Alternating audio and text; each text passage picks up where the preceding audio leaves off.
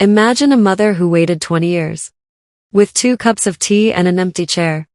Hoping her son would return. This isn't just her story. It's a lesson about love, regret, and the seats we leave empty in life. Stay with me till the end. Because this one will stay in your heart forever. Every evening, as the clock struck 5, Meera Devi placed 2 steaming cups of tea on the porch. One for herself. And one for her son, Kabir, who had not set foot in that house for more than 2 decades. Beside her, an old wooden chair always stood ready. She dusted it, shaded it from the sun, and guarded it from the rain. To everyone else, it was just an empty chair. But to Meera, it was a promise. A hope that one day, Kabir would come back. 20 years earlier, Kabir had carried a weight he never spoke of shame. His mother wasn't like the mothers of his friends. While others stayed at home, Meera sold vegetables at the market. Her hands smelled of coriander leaves, her sari was faded, and her face was covered with a scarf hiding the deep burn marks across her skin. Kabir hated it. He hated walking beside her. "Why can't you just stay home? You embarrass me," he shouted more than once. Meera would only smile and say softly, "One day, you'll understand why I look this way." But that day never came. Kabir earned a scholarship, left for Delhi, then Mumbai, then across the ocean to New York. He cut every tie. No letters, no calls, not even her name on official forms. But Meera never erased him. Every evening, 2 cups. Every evening, his chair waiting. Then one day, a hospital called. "She's in stage 4. She keeps asking for you." Kabir's voice turned to stone. "I'm busy. She made her life. I've made mine." And he hung up. Weeks later, a parcel arrived. Inside was an old diary.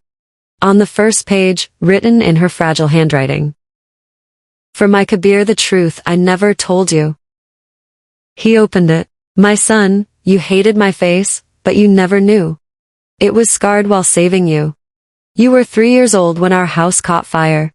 I carried you out, but the flames claimed my face. You never remembered. I never reminded you. I was once a teacher. Your father and I were both professors. When he was killed in a protest, I was blamed and thrown out. To protect you, I ran, nameless and faceless, selling vegetables so your dreams could have wings. Every evening, I made 2 cups of tea. One for me, one for you. If I am not here when you return, just sit on that chair. That will be enough. Because even when you forgot me, Kabir, I never forgot you." Kabir's hands shook as he read the last lines. The diary slipped against his chest, and his voice broke into sobs. "Ma, what have I done?" Days later, Kabir finally returned. The house stood tired, its paint peeling, its gate rusted. On the porch, 2 chairs waited just as they always had. 2 cups of tea sat on the small table between them. But this time, both chairs were empty. Meera was gone. Kabir lowered himself into the chair that had waited longer than any human heart could. He touched the cup she had left, still faintly carrying the scent of tea leaves, and whispered through tears, "I came too late, Ma." And in that silence, he realized. He wasn't just mourning his mother's death. He was mourning the thousands of evenings he could have shared with her. The laughter they never exchanged. The questions he never asked. She had saved a seat for him all her life. But he came only when it was too late. So remember this. When someone saves a place for you in their life, don't keep them waiting. One day, that chair may still be there. But the person who kept it for you won't. Love waits, but not forever. Don't let the people who kept a seat for you leave without sharing that 1 cup of tea.